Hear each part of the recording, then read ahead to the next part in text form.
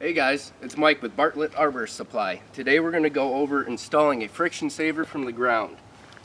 So what you do first is get your throw cube out. Get the desired weight you're going to toss. This is a little shortcut I found useful.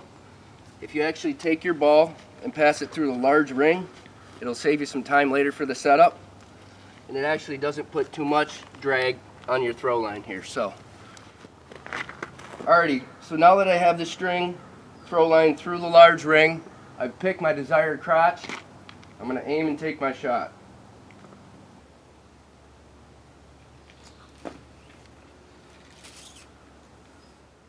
Alrighty, I got my throw line installed in my desired crotch.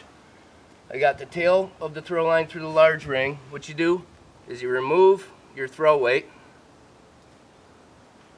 I just have a girth hitch on mine. Place the tail of the throw line through the small ring. Now this can be on the adjustable here on this end for your desired width, or the tail.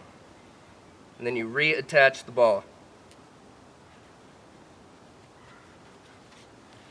And then from there, all you do is pull on the tail of your throw line.